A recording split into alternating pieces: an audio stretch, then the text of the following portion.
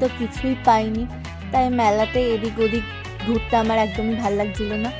মেলার একদিকে আবার একটা ম্যাজিক শো হচ্ছিল, যদিও ম্যাজিক শোটা আমার অতও পছন্দ হয় না। আমার পুতুল নাচ দেখার খুব ইচ্ছা।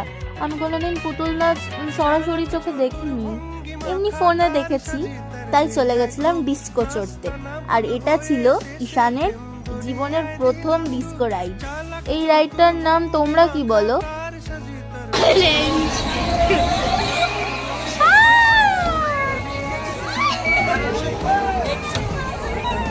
দিদি কেমন লাগছে? খুব মজা হচ্ছে।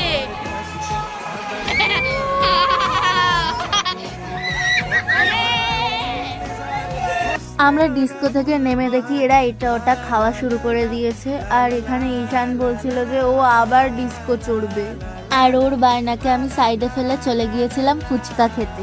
মেলার মধ্যে